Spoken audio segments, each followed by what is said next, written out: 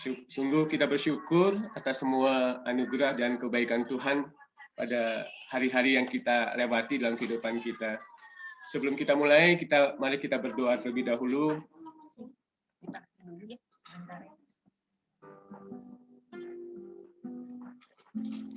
Bapak, terima kasih untuk anugerah-Mu, untuk kebaikan-Mu dalam kehidupan kami, Tuhan. Hari ini kami bersama-sama datang kepadamu untuk kami boleh sungguh Tuhan menyenangkan Tuhan. Memberi diri untuk kami boleh sungguh-sungguh menyembah-Mu, beribadah kepada Engkau Tuhan. Terima kasih Bapa, Engkau hadir di tengah-tengah kami. Kami percaya bahwa sungguh Tuhan kami rindu manifestasi kehadiran-Mu dinyatakan di dalam setiap pribadi kami masing-masing dimanapun kami berada. Biar kuasa kesembuhan, biar kuasa kelepasan yang daripada Engkau kami boleh alami dalam hidup kami Tuhan. Biar yang sakit disembuhkan, biar yang berbeban berat boleh sungguh menerima kelegaan daripada Engkau. Kami rindu sukacita daripada Tuhan memenuhi hati dan pikiran kami, memenuhi batin kami Tuhan. Terima kasih Bapa.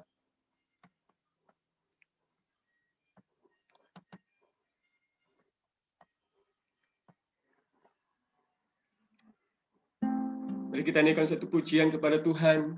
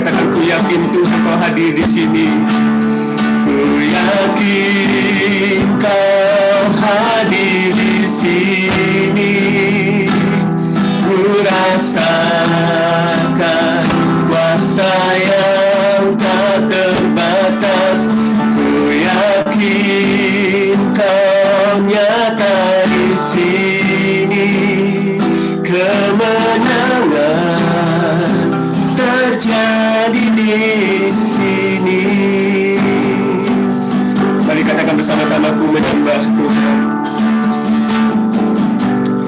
Ku menyembah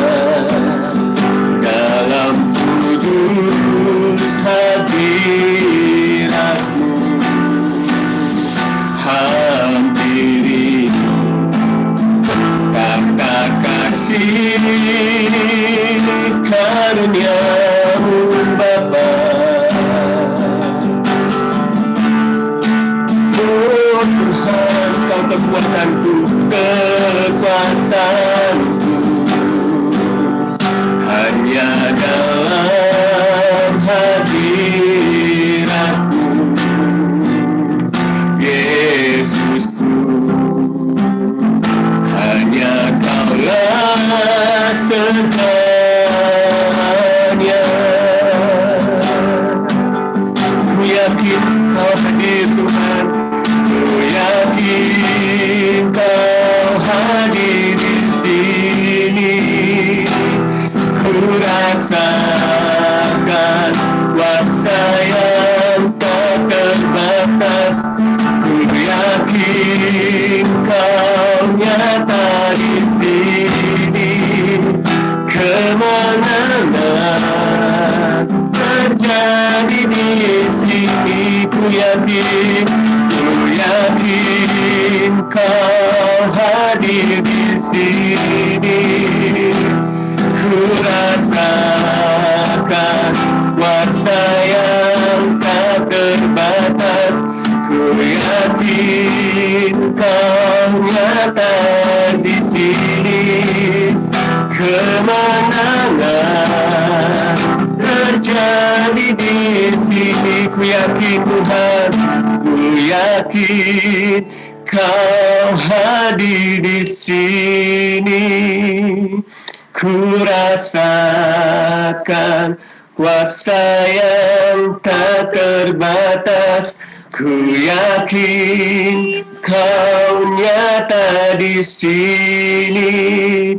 Kemenangan terjadi di sini. Segenap hati, segenap jiwa, segenap jiwaku memujimu.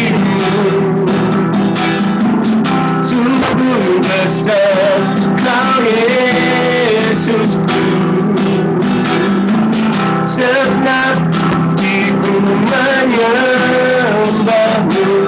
Kau besar, Kau besar. Segenap jiwa, segenap jiwaku memujimu. Sungguh besar Kau Yesusku. Segenap hatiku menyembahmu. Kau besar, Kau besar, Kau besar, Kau besar.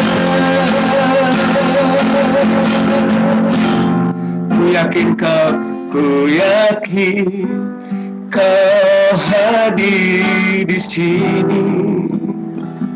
Ku rasakan kuasa yang tak terbatas. Ku yakin Kau nyata di sini. Kemenangan terjadi di sini. Sekali katakan ku yakin Kau hadir di sini. Ku rasakan kuasa yang tak terbatas. Ku yakin Kau nyata di sini. Kemenangan terjadi di sini. Kesembuhan terjadi di sini. Kelepasan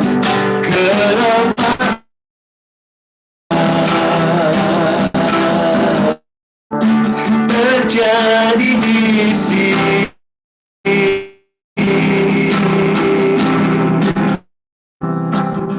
Oh Tuhan, kami menyembah-Mu Bapa. Kami mengagungkan Engkau, kami tinggikan nama-Mu Tuhan. Sungguh Kau hadir Tuhan. Kau hadir di setiap kami masing-masing Tuhan, di mana kami berada.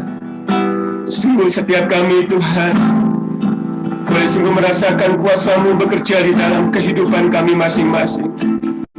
Sungguh biarlah sukacita dan kebahagiaan daripada Engkau memenuhi kami ketika kami berjumpa dengan Engkau secara pribadi Tuhan. Sungguh kami boleh alami kuasa-Mu bekerja setiap kami Tuhan. Pandemi yang Tuhan, kami tahu Tuhan kami butuh Engkau. Kami butuh Tuhan, kami tinggal dalam hadirat-Mu. Kami boleh sungguh Tuhan senantiasa tinggal di dalam Engkau. Kami boleh sungguh tidak menjadi takut tentang apapun yang kami hadapi, kami alami dalam hidup kami. Sungguh Tuhan, kami boleh menyatakan lewat iman kami kepadamu Tuhan, bahwa sungguh kami tentang apapun juga Tuhan.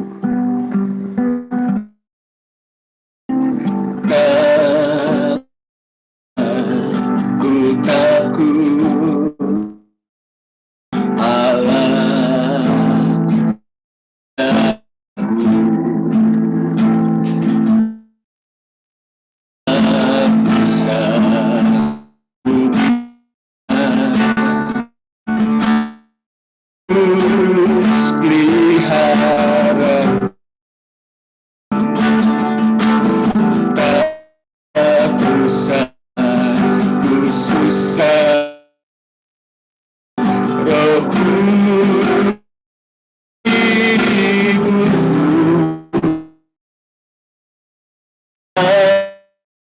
satu teman yang memberkatiku. Katakan El Shaddai, El Shaddai,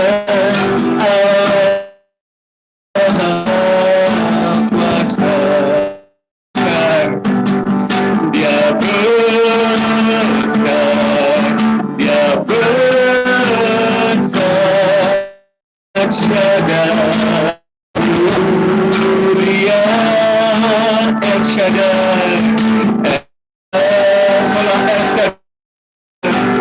Shaddai,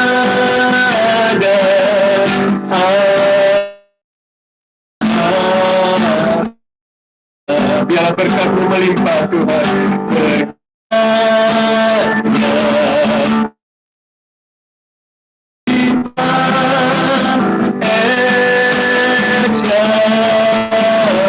mari katakan sekali lagi bersama El Shaddai, El Shaddai,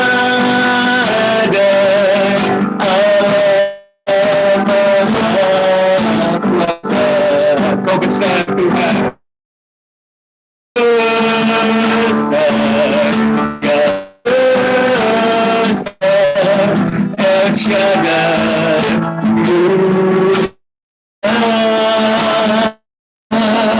El Shaddai, El Shaddai, Allah Maha, berkat-Mu melimpah, berkat-Nya melimpah, El Shaddai, berkat-Mu, berkat-Nya melimpah, El Shaddai. Terima kasih Tuhan, terima kasih Bapa, sungguh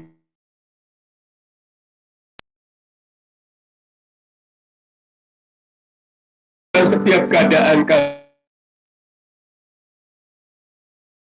sungguh rindu mendengarkan firman-Mu, kami rindu mendengar suara-Mu Tuhan, isi hati-Mu, kasih hati kami, boleh menguatkan kami, yang boleh menghiburkan kami Tuhan, jangan bagi setiap kami, pada suka kami.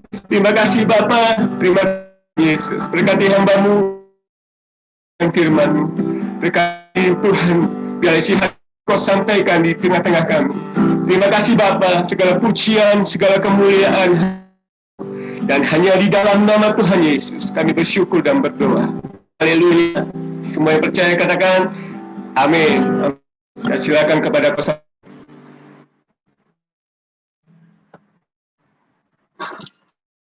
Selamat pagi. Nanti bantu host kalau suara pelan, tolong dikasih Kak ya. Selamat pagi Bapak Ibu semua. Terima kasih untuk kepercayaan yang diberikan kepada firman Tuhan. Saya akan share screen dulu. Bocor, host di mute.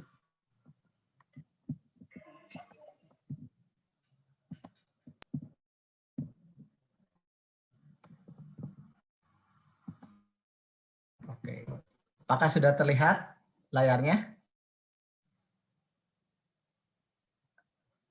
Ya, oke, sip. Ya, puji Tuhan, Bapak Ibu sekalian, selamat pagi, selamat lagi bertemu lagi di dalam kasih Tuhan. Ya, puji Tuhan, pada hari ini kita akan belajar satu ayat, yaitu di Amsal 17:2. Sekalian boleh baca walaupun di mute bersama-sama ya. Ayat 22. Hati yang gembira adalah obat jujur, tetapi semangat yang patah dan tulang.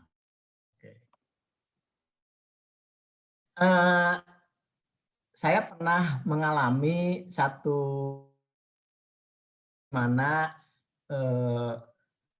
sekarang tuh kan lagi COVID-19 awal itu banyak berita-berita tentang COVID.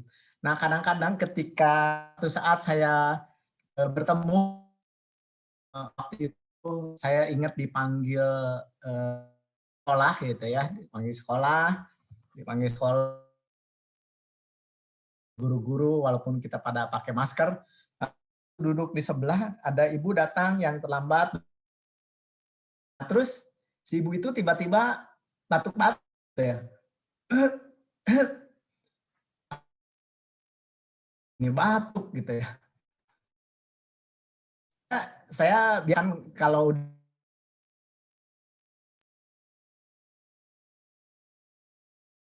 jangan yang sebelah saya ini lagi OTG nih, apa namanya, punya bawa virus gitu, batuk-batuk lagi. Nah, udah berapa lama dia terdiam, mungkin hanya batuk sebentar karena debu, batuk lagi. Nah, biasa suka perasaan itu terbawa asa nggak enak badan gitu ya. Perasaan itu terasa bahwa aduh kayaknya jangan-jangan terpapar gitu, kepikiran gitu ya. Tapi setelah berlalu sehari 2 hari sehat ternyata. nggak terjadi apa-apa terhadap diri saya. Nah, mungkin teman-teman atau Bapak Ibu sekalian pernah juga ya mengalami yang seperti demikian. Istri saya juga pernah mengalami waktu di pesawat belakangnya ada yang batuk-batuk sampai dia harus bukan dieksekusi, namanya ditangani gitu. Dan itu dirasakan, aduh jangan-jangan saya terkena seperti itu. Nah, apa yang menyebabkan seperti saya tadi ngerasa bahwa aduh asa harareeng gitu, asa nggak enak badan gitu ya. Padahal ternyata setelah itu sehat. Nah, sebenarnya penyebabnya apa? Itu penyebabnya itu adalah pikiran kita. Di mana pikiran kita itu menjadi cemas, hati kita menjadi cemas dengan apa yang tadi saya takutkan. Sehingga badan yang tidak enak ini disebabkan oleh karena pikiran dan hati saya ini cemas. Dan itu mempengaruhi keadaan tubuh saya. Seperti itu. Nah, kalau kita melihat di dalam satu ilmu pengetahuan ada yang namanya psikosomatis yang diambil dari dua kata psike, jiwa, dan pikiran, soma, tubuh, dan jasmani. Para ahli psikologi atau psikiater itu menyelidiki bahwa ada kaitannya antara kesehatan tubuh dengan apa yang kita pikirkan. Jadi para ilmuwan menyelidiki bahwa ternyata ada satu keterkaitan antara pikiran dengan kesehatan tubuh. Nah, ini yang tadi mungkin terjadi terhadap diri saya. Mungkin apakah Bapak Ibu pernah mengalami hal seperti itu? Ada ketakutan ternyata sebenarnya nggak ada apa-apa gitu. Tapi mengalami sehari, aduh perasaan ada tidak enak badan, rasa seperti kayak istilah bahasa Sundanya hareeng gitu ya, seperti itu. Oke. Nah, di masa COVID ini tentunya kita berusaha untuk menjaga kesehatan tubuh kita ya dengan makanan yang sehat, minum yang sehat, tidur yang cukup, olahraga, bahkan minum vitamin. Saya tiap hari karena sebelum kerja atau apa saya minum vitamin. Ya, saya minum vitamin itu untuk menjaga tubuh saya yang sehat, dan Bapak Ibu juga boleh lakukan itu supaya tubuh kita sehat ya, supaya tubuh kita bugar ya. Nah, namun apakah kita dengan menjaga tubuh kita yang sehat, menjaga minuman yang sehat, makanan asupan yang sehat, tidur yang cukup, makan multivitamin, tentunya baik. Tetapi menjadi satu pertanyaan, apakah itu bisa membuat tubuh kita sehat? Apabila pikiran dan perasaan kita tidak jaga, apabila perasaan pikiran kita tidak pelihara. Ya. Nah, bila jiwa pikiran kita cemas, tentunya tadi kita udah belajar akan sangat mempengaruhi terhadap kesehatan tubuh. Nah, di Amsal tadi dikatakan hati yang gembira adalah obat yang manjur, tetapi semangat yang patah mengeringkan tulang. Saya bersyukur di mana Salomo, seseorang raja yang berhikmat, diberikan hikmat Tuhan dan ingin memberitahu kepada kita semua, kepada orang Israel pada saat itu bahwa ada sesuatu yang dia mau berikan satu kabar nasihat bahwa kesehatan tubuh itu berhubungan sekali dengan yang namanya semangat, yang namanya hati yang gembira. Dan itu 3.000 tahun yang lalu hikmat itu telah disampaikan lewat Raja Salomo. Dan ini juga tentunya berlaku bagi kita. Tentunya ayat ini sangat bermanfaat bagi kita. Ya. Nah, saya akan bahas yang patah semangat. Nah, kira-kira Bapak Ibu ketika mendengar semangat yang patah, kira-kira ada gambaran apa ketika dengar orang itu patah semangat? Orang itu sedang patah semangat.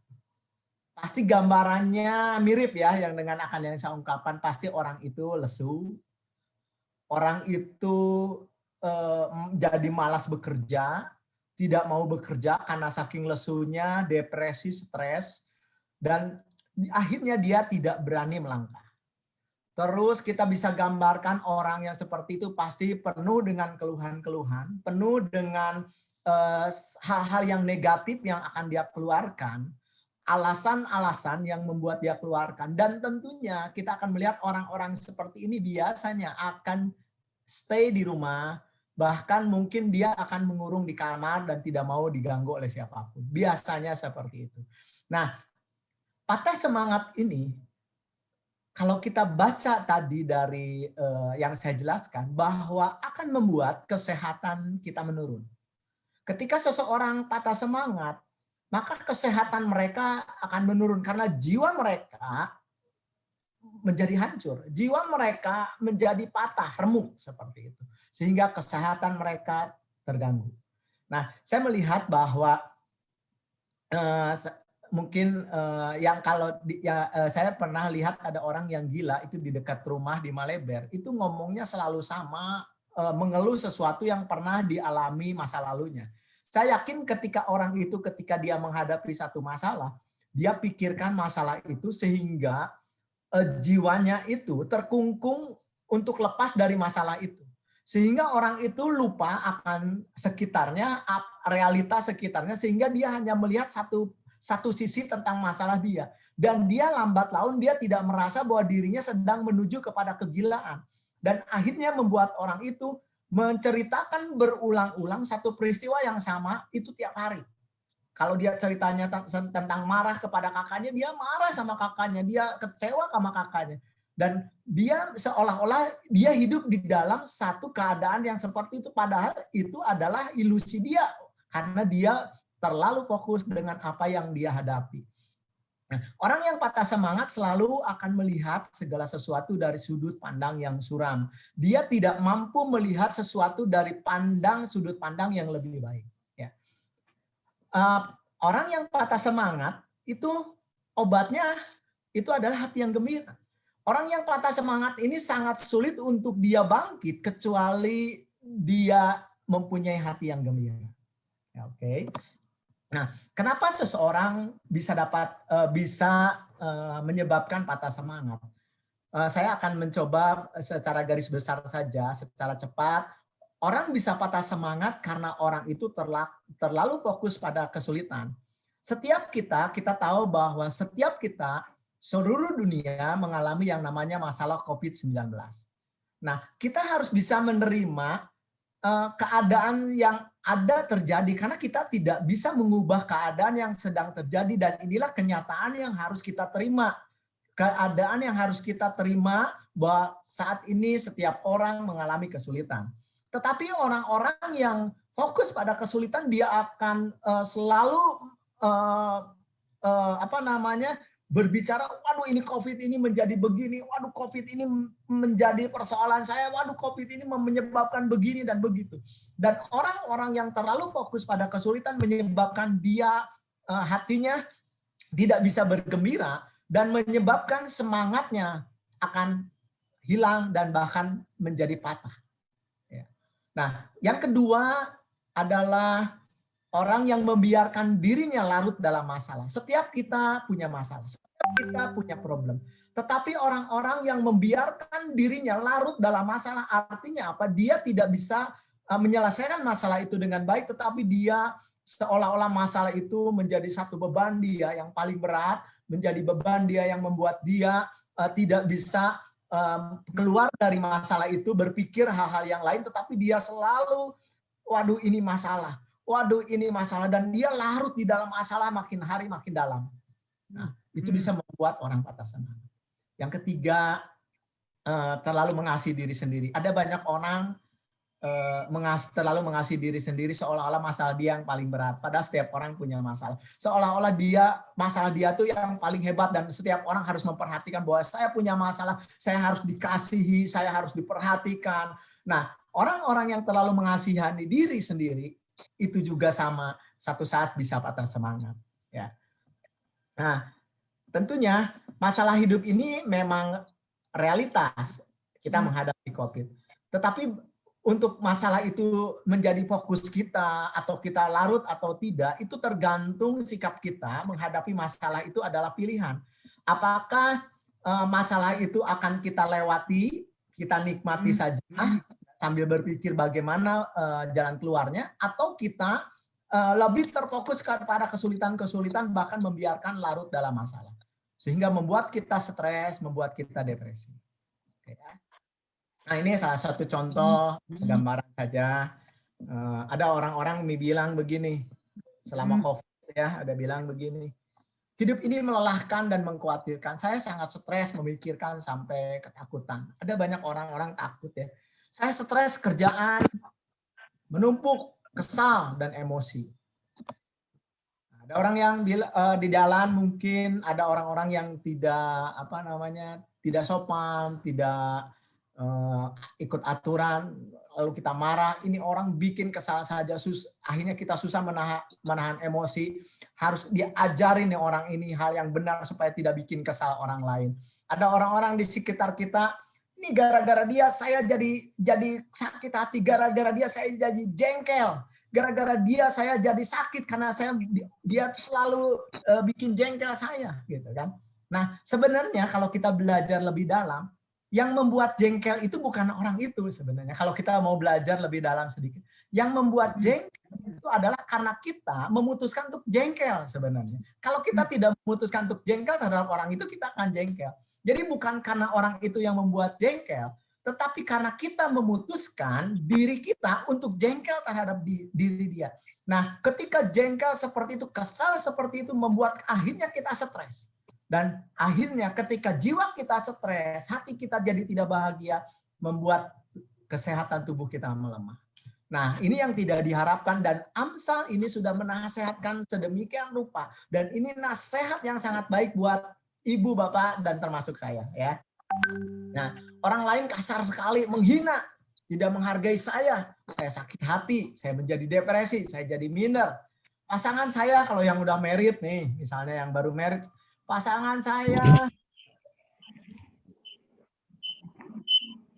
tidak sabar dan kadang sering memarahi orang lain. Ya, saya ingin dia berubah, saya ingin dia jadi lebih baik, saya ingin dia bisa sesuai dengan keinginan kita. Ternyata ketika kita mengharapkan itu tidak terjadi, dan itu membuat kita dongkol tiap hari, membuat kita kesal. Akhirnya hati kita tidak gembira, dan hati kita tidak gembira, menjadi patah semangat, membuat apa?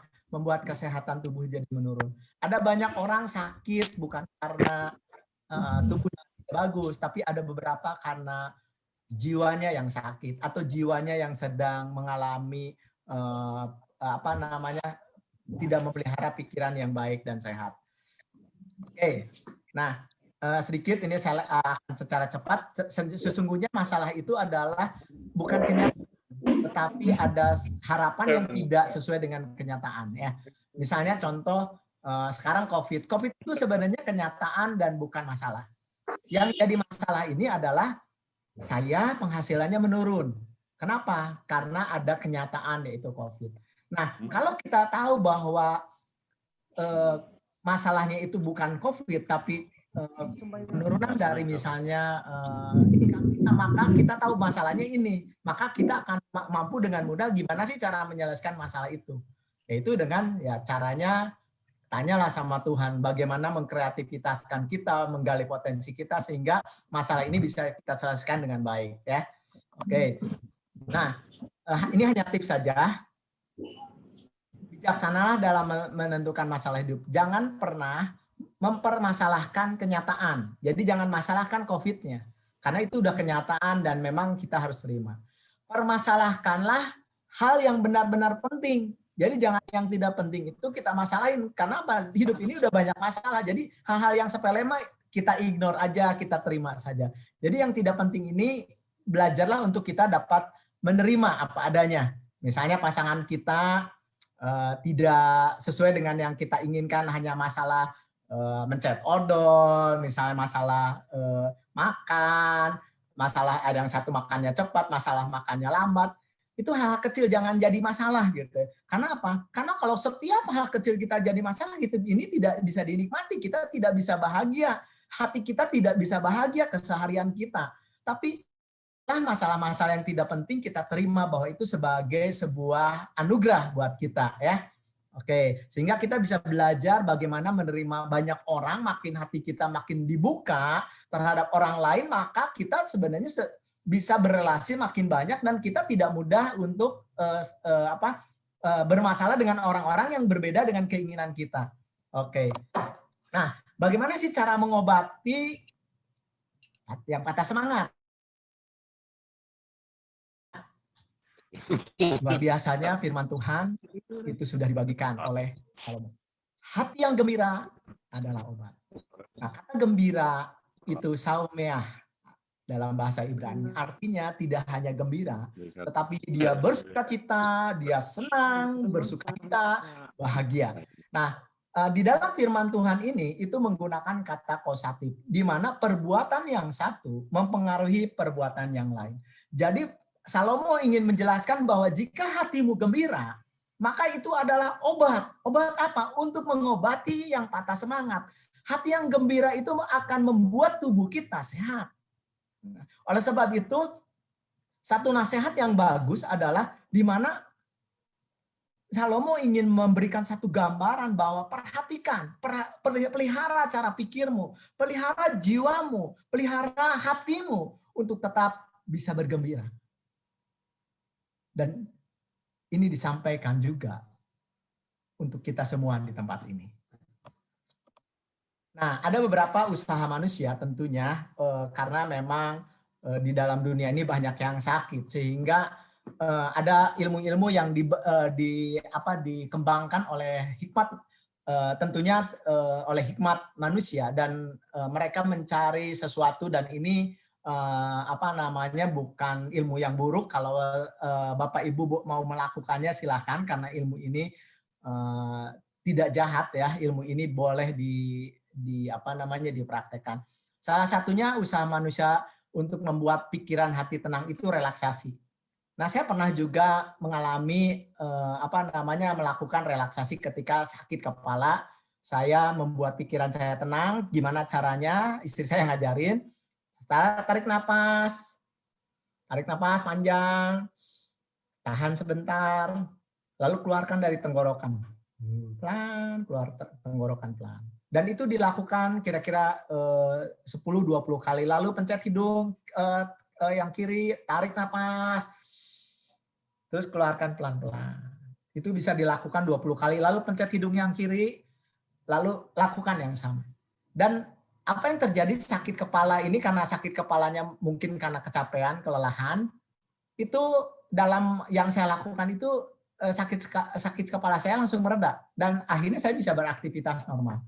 Nah, itu relaksasi ada beberapa ketika kita coba Bapak Ibu, ketika lagi dalam keadaan kesal, marah, tarik tenang, pikirkan ketenangan, dan buang napas. Itu membuat minimal menurunkan tensi Bapak Ibu sekalian. Nah, ada cara yang lain adalah distraksi, di mana mengalihkan perhatian kita terhadap sesuatu yang sedang kita hadapi, sehingga tidak fokus pada masalah itu, dan hati kita bisa menjadi lebih tenang dan tidak tidak tertekan. Ya, ada beberapa rekan-rekan yang saya lihat ketika ya ini rekan-rekan yang pernah saya temui dulu waktu masih muda. Itu ada beberapa orang ketika ngelihat tiba-tiba dia gila. Kenapa? Ketika dia tidak lulus ujian, dia stres, terus dia mengurung di kamar, dan akhirnya dia fokus kepada masalah itu sehingga membuat dia akhirnya menjadi gila seperti itu. Nah, ketika kita mengalami hadapi masalah yang cukup berat, rekan-rekan boleh melakukan distraksi, misalnya pergilah ke satu tempat untuk menenangkan, melihat misalnya apa yang dihobi, lihat gunung, lihat pantai, bolehlah berekreasi untuk melakukan hal-hal yang seperti itu. Ya, itu ada yang juga yang namanya hipnoterapi, menyembuhkan melalui alam bawah sadar. Nah, hipnoterapi ini banyak digunakan oleh orang-orang jahat untuk sebuah kejahatan. Tetapi ini adalah sebenarnya ilmu yang netral, di mana seseorang bisa sembuh punya trauma masa lalu lewat hipnoterapi, di mana orang ini digali di bawah sadarnya, membuat bawah sadarnya yang muncul ketakutan, stres, bahwa saya ini nggak pintar, bahwa saya ini bodoh, bahwa saya ini orang yang tidak berharga. Nah, itu kadang-kadang bisa lewat hipnoterapi sehingga orang itu tidak lagi berkata seperti itu, sehingga orang itu mulai mempercayai bahwa dirinya baik, ya seperti itu. Nah, ada satu contoh lagi yaitu terapi tertawa.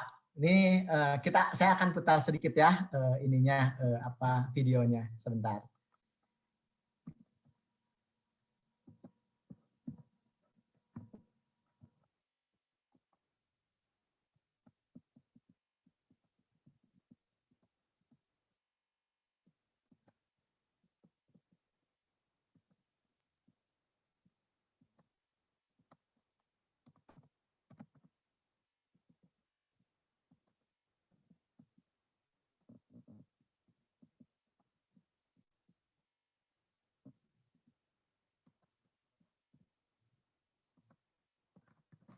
Nah, terapi tertawa ini itu membuat badan, ya kita lihat dulu videonya ya.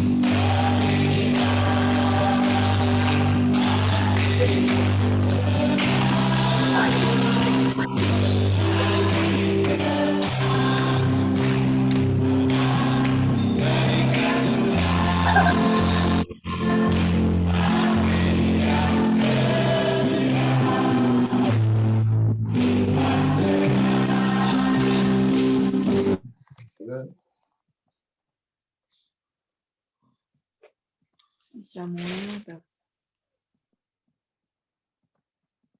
Oke, mungkin tadi terlihat lucu ya, terlihat kocak gitu seperti. Tapi memang terapi tertawa ini ada beberapa yang ilmuwan Iwan mengajarkan ya untuk supaya apa? Supaya setiap yang stres itu dibantu seperti itu.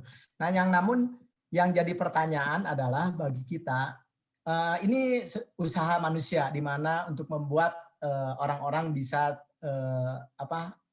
terhindar dari stres yang berlebihan. Namun pertanyaannya adalah apakah ini langgeng? Pertanyaannya apakah ini akan membuat menjadi konsisten di dalam hati yang gembira ini? Kadang-kadang mungkin itu bisa mengalihkan untuk sementara waktu, tetapi ketika kita balik lagi akan mengalami hal yang sama karena masalah itu tetap ada di hadapan kita. Masalah itu ada tetap yang harus kita hadapi. Jadi tetap akan mungkin orang ini dalam satu waktu, sejam, 2 jam, atau berapa relax, nanti balik lagi ketika masalah dia bisa stres kembali. Nah, kita tahu bahwa Yesus, Sang Pencipta kita, itu tentunya kita tahu bahwa dialah pencipta manusia dan dia tahu bagaimana cara mengobatinya ya. Nah, Yesus pernah bilang, ada tertulis manusia hidup bukan dari roti saja, tetapi dari setiap firman yang keluar dari mulut Allah.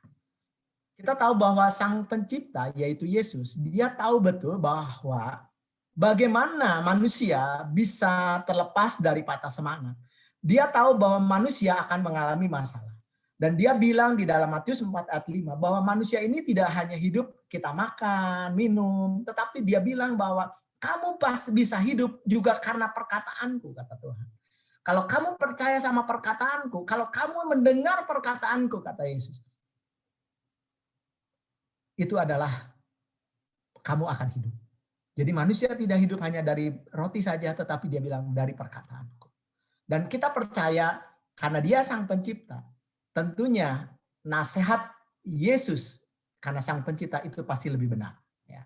Bukan berarti yang tadi itu tidak boleh dilakukan, itu menjadi hanya sebagian menolong. Tetapi yang paling penting adalah di mana kita percaya kepada Sang Pencipta apa yang dia katakan. Mengapa harus firman Tuhan?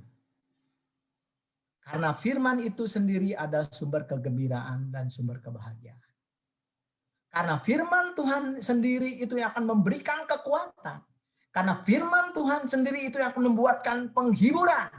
Karena firman Tuhan itu sendiri yang akan membuat kita mengerti akan yang Tuhan berikan kepada kita. Dalam Mazmur 1 ayat 2 dikatakan, berbahagialah yang kesukaannya ialah Taurat Tuhan, yang merenungkan Taurat itu siang dan malam. Tadi dikatakan bergembiralah. Orang yang hati yang gembira itu obat yang manjur. Nah, gimana caranya bergembira? Mazmur 1 ayat 2 katakan berbahagialah orang yang kesukaannya ialah Taurat Tuhan.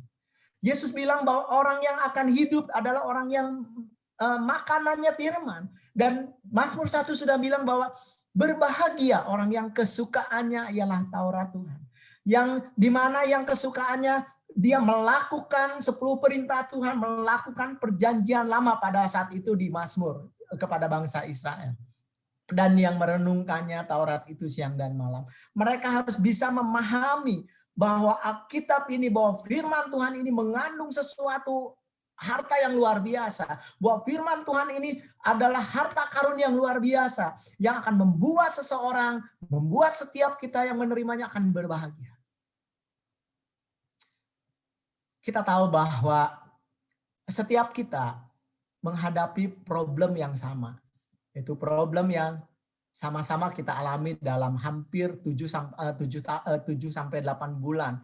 Mengalami satu pandemi yang sama. Setiap orang, mau anak Tuhan, mau tidak anak Tuhan, mengalami yang sama. Dan setiap orang mungkin mengalami kapan ini selesai, di mana Tuhan kok tidak menjawab, di mana keberadaan ini, kapan kita tunggu vaksin, kapan ini selesai. Ada yang depresi gara-gara hal seperti ini membuat jadi ada yang banyak hutang, ya. Saya beberapa teman sekarang sedang menangani beberapa, ada yang kasihan sekali dia akhirnya terjebak sama hutangnya seperti itu. Dan itu jadi stres tentunya. Sampai akhirnya di advice ya mau tidak mau untuk menyelesaikan hutang, maka kamu harus mulai menawarkan rumahnya untuk dijual, untuk mengcover hutangnya. Waduh, saya kasihan sebenarnya, karena kita sama-sama kadang-kadang berdoa buat dia seperti itu. Ya. Namun kita melihat bahwa pada saat orang takut, pada saat orang mengalami yang namanya depresi, ada satu kabar yang pernah terjadi 2000 tahun yang lalu. Yaitu di Matius 2 ayat 10-11. Lalu kata malaikat kepada mereka, jangan takut. Sebab sesungguhnya aku memberitakan kepadamu kesukaan besar. Untuk seluruh bangsa, hari ini telah lahir bagimu juru selamat, yaitu Kristus Tuhan di kota Daud. Tadi saya bilang kenapa harus firman.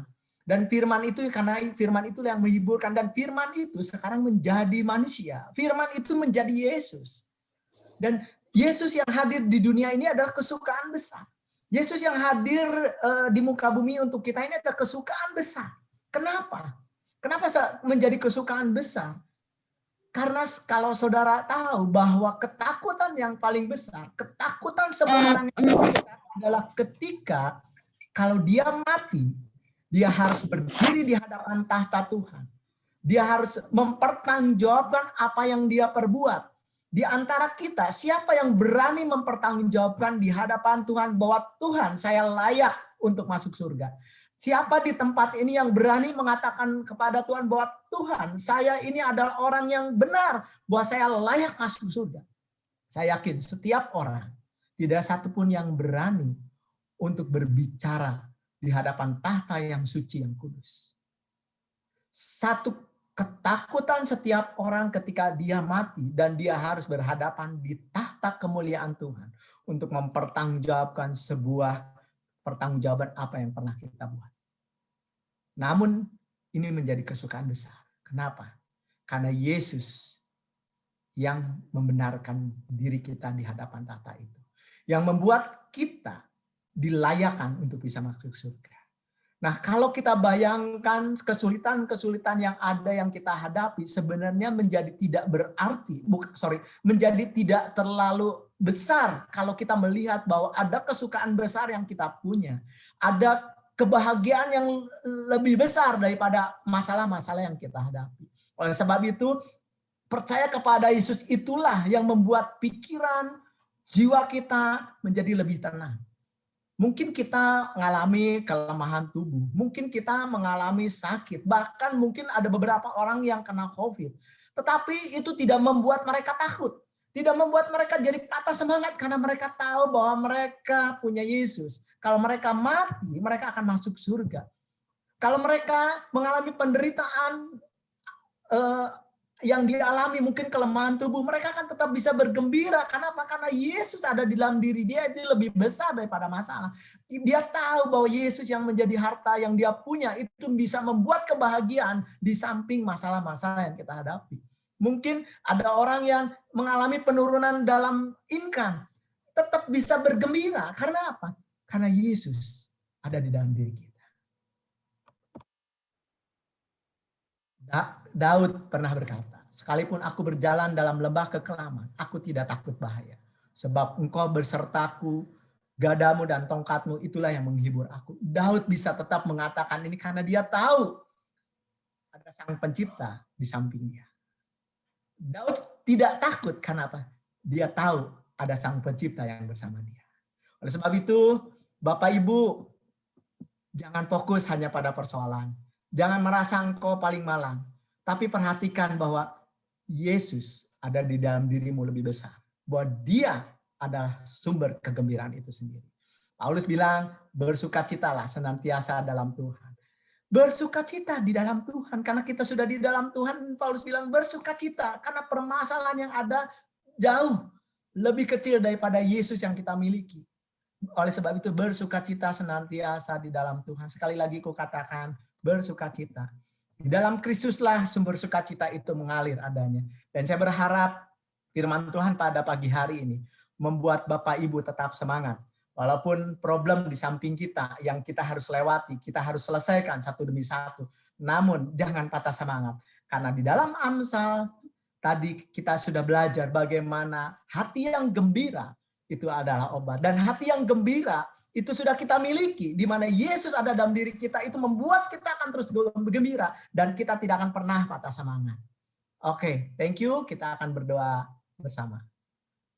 Terima kasih Tuhan, kami bersyukur kepadamu untuk kesempatan pada pagi hari ini. Biarlah kami menjadi anak-anak Tuhan yang tetap bergembira. Karena apa? Karena kami memiliki Yesus yang luar biasa. Dan Engkau Tuhan adalah hartaku, harta kami yang paling berharga di dalam hidup kami. Walaupun kami mengalami kesulitan, mungkin di sini ada yang sakit, mungkin ada yang mengalami penurunan finansial, walaupun ada yang mengalami hal-hal yang lain Tuhan. Tetapi kami boleh belajar pada firman Tuhan pagi hari ini. Bahwa kami boleh tetap bergembira ternyata Tuhan. Kami masih memiliki harta yang paling berharga yang tidak dipunyai orang lain. Oleh sebab itu terima kasih Tuhan. Kami tidak akan patah semangat, kami akan tetap membangkitkan semangat-semangat yang patah untuk kami tetap bergembira sehingga kami boleh berkreasi, kami boleh tetap menghibur orang lain, kami boleh tetap memberikan semangat kepada orang lain. Karena apa? Karena semangat dan hati yang gembira ini sudah kami miliki. Terima kasih Tuhan. Hanya di dalam nama Yesus kami berdoa dan mengucap syukur. Amin. Thank you. Saya serahin lagi kepada Yanto. Baik, selanjutnya saya akan serahkan kepada Bapak Hendra Suryawan yang akan memimpin kita bersama-sama di dalam perjamuan yang kudus. Saya persilahkan ke Bapak Hendra Suryawan.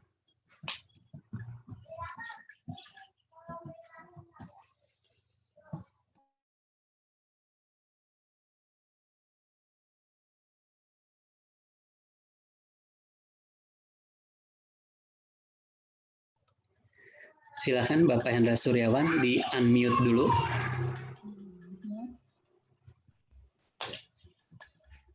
Puji Tuhan, pagi hari ini kita akan memasuki perjamuan kudus.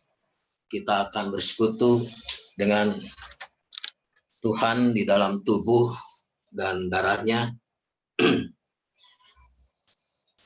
Di dalam perjamuan kudus ini, kita akan mengingat siapakah penebus kita, yaitu adalah Kristus, yaitu adalah Tuhan. Orang berdosa tentunya tidak akan bisa datang, tidak bisa menghampiri Tuhan, karena Tuhan itu kudus. Bagaimana mungkin orang berdosa bisa menghampiri Tuhan? Karena itu Tuhan sendiri yang menghampiri kita, ya.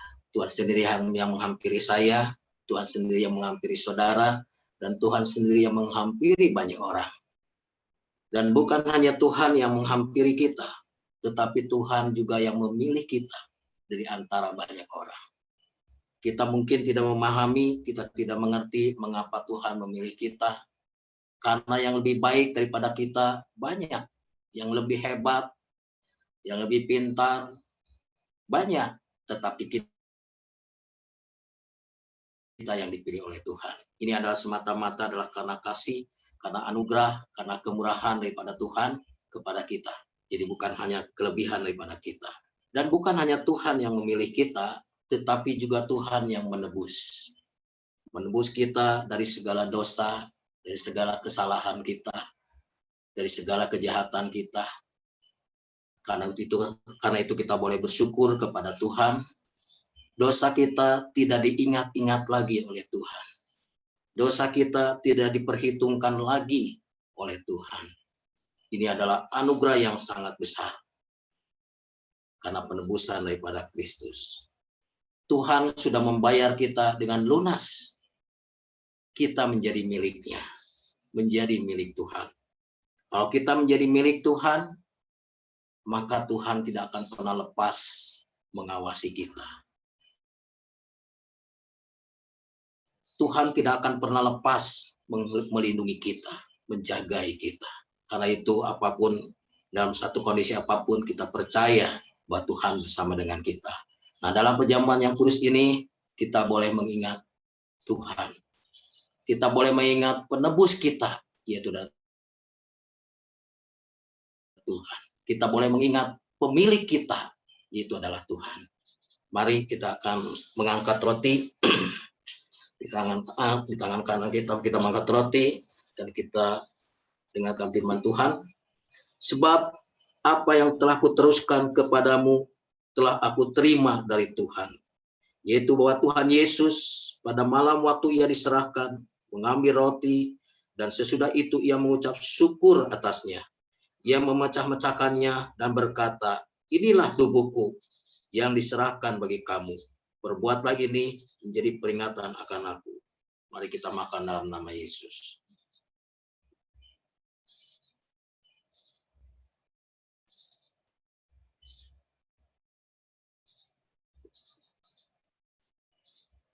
Mari kita angkat cawan. Demikian juga ia mengambil cawan sesudah makan, lalu berkata, cawan ini adalah perjanjian baru yang dimeteraikan oleh darahku. Perbuatlah ini setiap kali kamu minumnya menjadi peringatan akan aku. Sebab setiap kali kamu makan roti ini dan minum cawan ini, kamu memberitakan kematian Tuhan sampai ia datang. Mari kita minum dalam nama Yesus.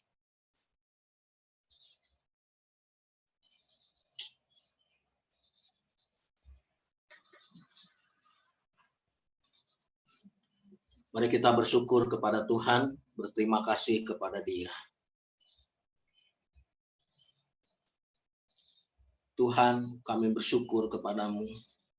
Terima kasih, oh penebusku. Terima kasih, Juru Selamatku. Terima kasih untuk anugerah yang sudah Tuhan berikan kepada kami, Tuhan. Engkau mengorbankan dirimu di atas kayu salib untuk kami semua, Tuhan. Agar kami, Tuhan, tidak binasa, tetapi agar kami, Tuhan, masuk dalam kehidupan yang kekal bersama dengan Engkau, Tuhan. Penebusan-Mu, pengorbanan-Mu begitu besar atas satu kehidupan kami, Tuhan. Dan ini yang mengarah, yang merubah arah hidup kami, Tuhan. Saat ini, Tuhan, dalam perjalanan hidup kami di muka bumi ini, Tuhan, kami penuh syukur kepadamu. Kami penuh terima kasih kepadamu. Kami menjadi orang-orang yang berarti, menjadi orang-orang yang sangat berharga di mata-Mu, Tuhan. Karena itu, Tuhan, kami rindu untuk dalam satu kehidupan kami boleh melayani Engkau. Kami boleh memuliakan Engkau. Kami boleh mengagungkan Engkau dalam satu hidup kami, Tuhan. Engkaulah yang memberikan kekuatan kepada kami, Tuhan, untuk kami menjalani satu kehidupan ini sampai pada akhirnya, Tuhan. Kami percaya, Tuhan, bahwa kami akan sampai pada tujuan yang sudah ditentukan oleh Engkau, Tuhan. Bukan karena kekuatan, kehebatan kami, tetapi karena penyertaan-Mu, karena anugerah-Mu, karena kasih karunia yang daripada-Mu, Tuhan. Terima kasih Tuhan Yesus untuk hari ini. Terima kasih untuk kebaikan, untuk anugerah, untuk pengorbanan-Mu, Tuhan. Terima kasih Tuhan. Hanya di dalam nama Yesus kami berdoa dan mengucap syukur. Amin. Serahkan kembali kepada Yanto. Terima kasih kepada Bapak Hendra Suryawan yang telah memimpin kita bersama-sama dalam perjamuan kudus. Selanjutnya kita akan masuk dalam doa syafaat, namun sebelumnya akan dipandu terlebih dahulu oleh Bapak Joni untuk memimpin pujian. Menaikkan pujian terlebih dulu penyembahan, baru kita akan masuk di dalam doa. Saya persilakan Pak Joni. Oke. Puji Tuhan, sebelum kita mengakhiri dan di dalam doa berkat dan doa syafaat, yuk katakan ke sebelah kiri kita, kalau ada rekan di sebelah kiri, istri, suami, katakan sesuai dengan firman Tuhan, bersukacitalah senantiasa di dalam Tuhan. Bersukacitalah senantiasa. Hati yang gembira adalah obat. Biarlah kita tidak usah takut karena ada Tuhan yang beserta dengan kita. Amin, saudara. Yuk kita naikkan pujian ini sebelum kita doa syafaat. Katakan El Shaddai, El Shaddai. El Shaddai, El Shaddai, Allah Maha Kuasa. Dia besar, Dia besar, Dia besar. El Shaddai mulia, El Shaddai, El Shaddai, Allah Maha Kuasa.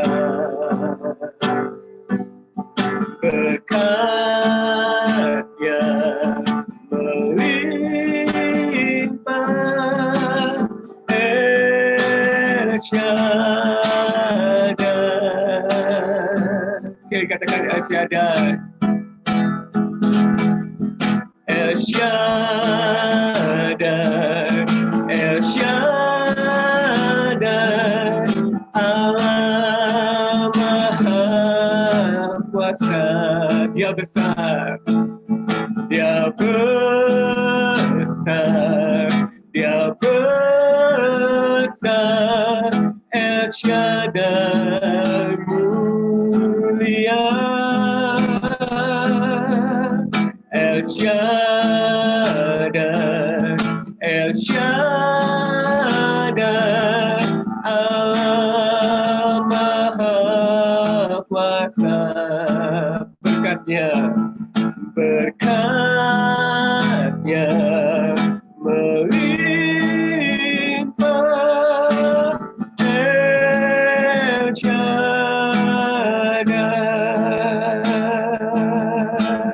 El Shaddai.